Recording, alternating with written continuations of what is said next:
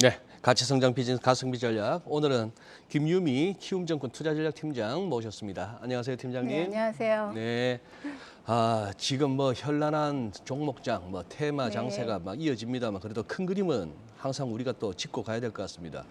팀장님, 지금 우리 투자자분들이 제일 궁금해하시고 또 어려운 질문이 그겁니다. 과연 지금 최근 이어지고 있는 이 상승이 네. 바닥 보고 가는 거냐, 아니면은 네, 이러다 또 밀리느냐, 어떻게 보고 계십니까? 새로운 강세장의 시작이다 이런 얘기도 네. 있는데요. 저는 베어마켓 랠리의 하나 아닌가라는 생각을 좀 갖고 그쪽 있습니다. 뷰를 갖고 계시고. 네. 네. 왜냐하면은 상반기 때 이제 시장을 좀 억눌렀던 부분들이 네. 인플레이션과 연준의 공격적 긴축 우려, 음. 사실은 이건데요. 이 부분들이 7월 달 들어서 사실 물가에 대한 피크아웃 기대라던가 연준의 금리 인상 속도 조절 기대 이런 부분들이 나오면서 어떻게 보면 억눌렀던 부분들이 좀 완화되면서 좀 과도하게 빠졌던 지수 부분들이 좀 반등하고 있는 게 아닌가라고 보고 있어요. 하지만 근본적인 문제가 해결됐냐라고 보면은 아직까지는 완전히 해소되진 않았다라는 입장입니다. 네. 베어마켓 랠리라고 전망하시는 거는 단기적인 반응에 그칠 것이다. 네, 이렇게 예상을 그러고 하시는 있어요. 건데 지난 주말에 나온 고용 지표가 서프라이즈를 보였잖아요. 네. 그래서 공격적인 긴축이 더 이어질 수도 있다라는 우려도 시장에 네. 여전히 나타나고 있는데 팀장님은 어떻게 보고 계신가요? 공격적인 긴축에 대한 우려의 확률이 조금 더 높아졌다라는 생각은 갖고 있어요. 왜냐하면은 경기 침체에 대한 우려감들이 높았던 부분들이 사실상 이번에 나온 고용이 시장 컨센서스보다 2배 이상 나왔거든요. 그러니까요. 특히 예. 노동시장이 여전히 타이트하다라는 것을 재확인했기 때문에 50bp 인상하겠다는 컨센서스가 75bp로 이미 좀 올라간 측면이 있듯이 아마 100bp에 대한 얘기들도 조금 나올 수 있지 않을까라고 해서 고용 지표를 전후로 경계감이 조금 높아지지 않았나라는 생각은 갖고 있습니다.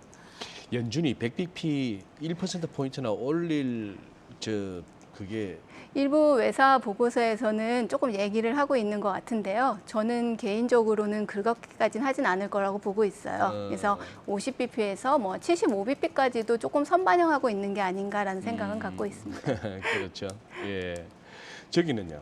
당장 내일 모레 CPI는 어떻게 이코노미스트를 어떻게 네. 보고 계십니까? 저희 이코노미스트 사실은 CPI가 내내 틀려와서 조금 민망하긴 좀 한데요. 어렵죠. 예, 컨센서스가 보면은 현재 8점 전년 동월비 기준으로 8.8에서 8.9%예요. 그러니까 예. 지난달이 9.1 였고. 9.1%니까 조금 둔화될 수 있다라고 보고 있는 거죠. 그런데 문제는 이제 근원 소비자 물가가 네. 전년 동월 대비로 다시 소폭 반등할 걸로 보고 있기 때문에 사실 시장의 반응은 시장의 예상치에 부합한다 하더라도 근원 물가가 만약에 오르면은 조금 예전보다는 호재로서의 영향력은 조금 제한적이지 않을까라는 생각은 좀 갖고 있습니다. 혹시나 그 헤드라인 CPI 그 근원 말고 네. 그게 여전히 굿자에 머물면은 좀 시장 충격. 그러면 충격을 좀 받을 수 있을 것 같아요. 왜냐하면 고용 지표도 잘 나왔기 때문에 네. 아까 말씀드린 100bp 인상 이런 부분들에 대한 우려감들이 다시금 커질 수 있지 않을까라는 생각도 갖고 있습니다. 네. 자, 그럼 환율 얘기를 해보겠습니다. 환율이 다시 1,300원대입니다. 하반기 환율 흐름 좀 어떻게 보고 계신가요? 지금 달러가 상반기 내내 오르다가 조금 주춤해진 분위기잖아요. 그런 거에 맞춰서 1,300원 내외에서 움직일 것 같은데요. 하지만 하반기 후반으로 가면은 사실 달러의 강세가 여전히 유효하다라고 생각을 하고 있습니다. 왜냐하면 경기 침체에 대한 우려감이 높아지면은 아무래도 시장 내 안전자산 선호 심리가 높아질 수밖에 없고 네. 그럼 자연스럽게 달러의 강세 요인이 될 수밖에 없어서요. 원달러 환율은 1,300원 내외에서 움직이다가 조금 더 상승폭을 키워가지 않을까라고 보고 있습니다.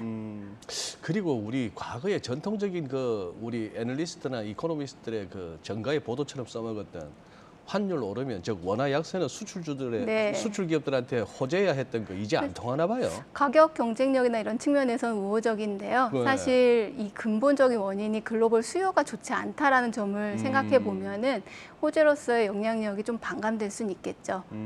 그래서 조금 제일 좋은 건 예. 사실은 원달러 환율이 적당히 오르고 대외 예. 수요가 좋으면 사실 수출 기업한테는 좋겠는데요. 수요단에서 봤을 때 물량 측면에서 조금 불이익이 있으면 되면은 그만큼의 가격 경쟁력 측면이나 가격 측면에서는 조금 반감될 수 있다고 보고 있습니다. 그리고 하나만 더 이거 그냥 제가 한번 궁금하기도 하고 우리 시청자분들한테 도움이 네. 될까 싶어서 우리 김인미 팀장님께서는 예를 들어서 아니 무역 수지는 적자인데 경상 수지는 흑자다. 이거 어떻게 설명해 드립니까? 보통 보면은 우리 경상수지에는 예. 무역수지도 있고 서비스 소득수지라는 부분들이 소득수지. 있잖아요. 그렇죠. 네. 예. 소득수지라는 부분들이 있기 때문에 무역수지가 적자라고 하더라도 이외의 수지에서 일정 부분 커버가 될 수 있는 부분들이 있겠죠. 그래서 예. 그래서 그 부분들을 감안해 보면은 전체적으로 보통 사실은 동일하게 움직이는데요. 조금은 엇갈린 흐름을 보일 수도 있다라고 보시면 될 것 같아요. 우리가 경상수지만 보지만 사실 한국은행 그 국제수지표에서는 경상수지 밑에 금융계정 옛날에 우리가 그렇죠. 자본수지라고 했던 그렇죠. 보통의 우리가 작은 플로우를 볼 때는 사실은 우리가 무역 수지를 갖고 환율을 보지만은 네. 외국인들의 자금 유출입 같은 경우는 금융 계정 안에서 네. 외국인들의 뭐 채권이라던가 주식 이런 부분들이 얼마만큼 자금이 유출입이 됐는지를 추정을 통해서 조금 더 보는 범위이 조금 더 민감하지 않을까라고 보고 있어요. 국제수지상으로는 어쨌거나 나가는 것보다 아직은 들어오는 게 조금은 많은 거죠. 수치상으로는. 경상수지상으로 만약에 푹자라고 보면은 그렇게 볼 수 있는 거죠. 알겠습니다. 네. 네, 그리고 물가에 초점을 맞춰야 할지 경기 침체에 초점을 맞춰야 할지 저희 방향성을 좀 가늠하기 어려운 시장인 것 같은데요. 마지막으로 팀장님이 좀 주목하시는 하반기 증시 주요 변수라든가 투자 전략을 말씀해 주시면 좋을 것 같아요. 사실 물가냐 성장이냐라고 이렇게 하기는 어려울 것 같아요. 왜냐하면 하반기에도 여전히 물가 변수에 대한 인플레이션이 둔화 피크아웃 쳤지만은 얼마나 둔화되는지를 봐야 되는 거고요. 네. 이제 속도를 봐야 되는 거고 성장도 어떤 식으로 가는지를 봐야 되기 때문에 두 가지 모두 다 사실 상반기와 비슷하다고 보고 있습니다. 대신 여기에 미국의 중간 선거라던가 중국의 당대회, 약간 정치적인 이벤트가 있기 때문에요. 미중 갈등이라는 이런 이벤트도 함께 고려해야 되지 않나라고 보고 있습니다. 그래요. 그래도 짧게라도 한번 네네. 지금 우리 투자 전략을 갖다가 어떻게 제가 아까 말씀드렸다시피 사실은 여름 정도에는 3분기 정도에는 베어마켓 랠리는 좀 기대해 볼 수는 있을 것 같다라고 보고 있어요. 예. 지금에 보시면 뭐 불안 요인들이 다소 완화되는 분위기인데 하지만 궁극적으로 경기 침체에 대한 부분들이 해소가 되지 않았고 실적에 대한 기대치들이 낮아질 수 있는 구간이기 때문에요. 3분기를 지나면은 약간은 보수적인 약간의 전략으로 조금 가는 게 좀 낫지 않나라고 생각을 하고 있습니다. 그래요. 알겠습니다. 어떻게 우리 가성비 전략에 모시는 패널분들 중에는 네. 한번 못 먹어도 고아 한번 합시다 이런 분들은 잘 안 오셔. 보통 이코노미스트를 많이 모시는 게 아닐까요?